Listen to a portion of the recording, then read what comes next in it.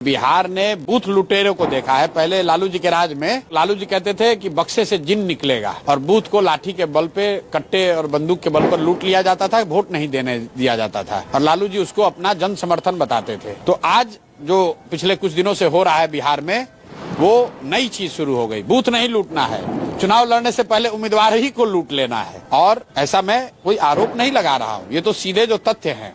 3 उम्मीदवार, एक आदमी को नॉमिनेशन नहीं दाखिल करने दिया गया और 2 व्यक्ति जो नॉमिनेशन दाखिल कर दिए थे उनके घर पर भाजपा के बड़े नेता बैठकर उनसे नॉमिनेशन विड्रॉ कराया है। पहला उदाहरण जो है वो है दानापुर का, जहां से राजद के एक बड़े बाहुबली नेता रीतलाल यादव चुनाव लड़ते हैं और भाजपा वाले सिर्फ वहां चुनाव इस नाम पर लड़ते हैं कि भैया हमको वोट दो वरना रीतलाल यादव जीत जाएगा। लोग वोट देते भी हैं इस डर से। पहली बार वहां के लोगों ने बैठकर आकर जनसुराज से बात की कि भाई हम लोग अपना उम्मीदवार देना चाहते हैं, हम लोग रीतलाल यादव के डर से हर बार भाजपा को वोट नहीं देना चाहते हैं। एक व्यक्ति जो सर्वसम्मति से चुना गया, जिनका नाम अखिलेश कुमार उर्फ मुटुर शाह है, वो व्यक्ति चुनाव लड़ने के लिए तैयार हुआ, दल ज्वाइन किया, उसने सारी प्रक्रिया पूरी की, अपना यहाँ से टिकट लेकर गया। जिस दिन नामांकन होना था वो आदमी गायब हो गया और जब वो आदमी गायब हुए तो पूरे दिन मीडिया में और हम लोग के सर्किल में भी ये कयास लगाया जा रहा था कि शायद रीतलाल यादव ने इनका अपहरण कर लिया, इनको उठा लिया। लेकिन उसके 2 दिन के बाद जो चित्र आया है वो शॉकिंग है कि उस दिन मुटुर शाह,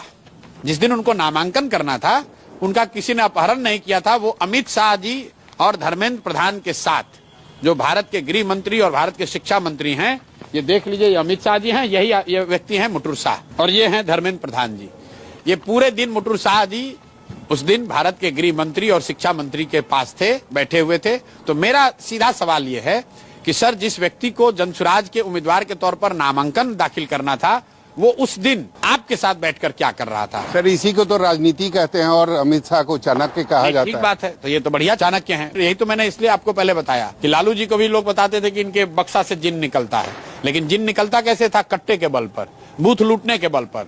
तो अगर आप उम्मीदवारों को डराकर धमकाकर उनसे नॉमिनेशन विड्रॉ कराकर बिना चुनाव लड़े जीत रहे हैं, उस तरह के चाणक्य हैं, तो ठीक है, बिहार की जनता को देखने दीजिए। लेकिन पारखी नजर प्रशांत किशोर की जो थी वो तो कहीं ना कहीं गलत साबित हुई ना? बिल्कुल नहीं, बिल्कुल नहीं। आप बताइए कि आप किसी भी व्यक्ति को चुनकर ले आइए और उस व्यक्ति को अगर भारत के गृह मंत्री, भारत के शिक्षा मंत्री अपने यहाँ बुला लें और बुला के कहें कि आज दिन भर आपको यहीं बैठना है या आपको नामांकन नहीं करना है, क्या कहा मैं नहीं जानता हूँ, लेकिन अगर भारत के गृह मंत्री अपने किसी प्रतिद्वंदी पार्टी के उम्मीदवार को बैठाकर अपने साथ इस तरह के खुलेआम फोटो खिंचा रहे हैं और उस व्यक्ति को नामांकन नहीं करने दे रहे हैं, तो इसको आप कैसे देखेंगे? वो घटना वहीं नहीं रुकी।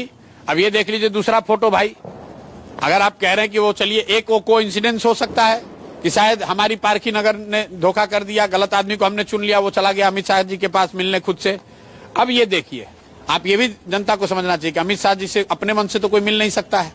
जब तक वो टाइम नहीं देंगे तो कोई नहीं मिल सकता है, तो जरूर उन्होंने टाइम दिया होगा। खैर, उस बात को छोड़िए। दूसरी बात देखिए, ब्रह्मपुर में चुनाव लड़ रहे हैं एनडीए के बाहुबली नेता हुलास पांडे।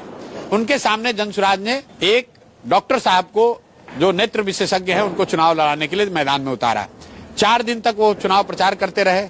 अचानक से एक दिन उनके घर भारत के शिक्षा मंत्री, ये हैं धर्मेंद्र प्रधान जी और ये हैं भैया डॉक्टर साहब तिवारी जी, ये जाते हैं उनके घर। अगले दिन डॉक्टर साहब ने अपना अस्पताल बंद कर लिया, मोबाइल बंद कर लिया, सबसे संपर्क बंद कर लिया, चुपचाप गए, अपना नॉमिनेशन विड्रॉ कर लिया।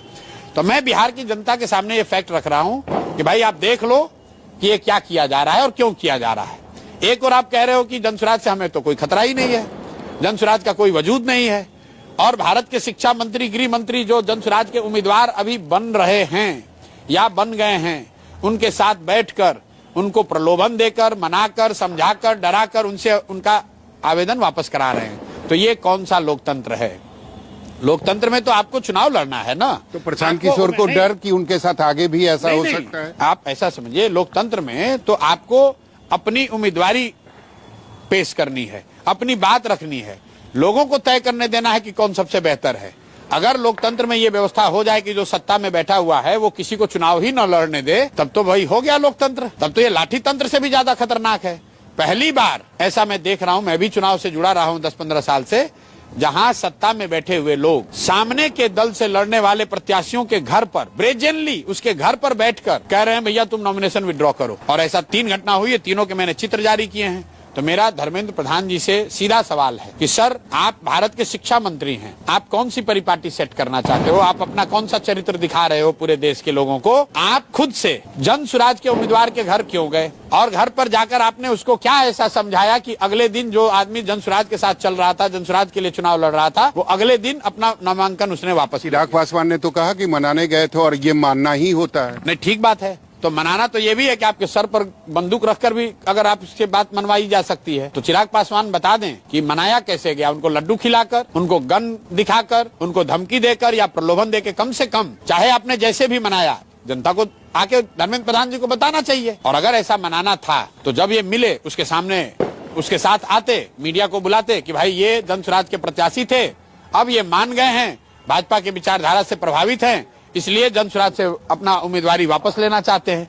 प्रेस में क्यों नहीं बताया? उसको छुप कर उससे क्यों नॉमिनेशन विड्रॉ कराया? ये दिखाता है कि आप कुछ गलत कर रहे थे, अब वो सामने बात आ गई है तो अब आप उसको मनाना बता रहे हैं। लेकिन सर, बीच चुनाव में अगर इस तरीके का आरोप प्रत्यारोप शुरू हो जाए तो ये भी माना जाता है कि अगला पार्टी जो है वो चुनाव से पहले ही चुनाव हार गया। कौन चुनाव हार गया? तो ठीक है, अगर आप उम्मीदवार हमारा चोरी कर रहे हैं तो चोरी करने वाला कमजोर है, ताकि जिसका चोरी हो रहा है वो कमजोर है। अब बिहार की जनता को तय करना है, बिहार की जनता को तय करना है कि जो गलत कर रहा है वो मजबूत है कि जिसके साथ गलत हो रहा है वो मजबूत है।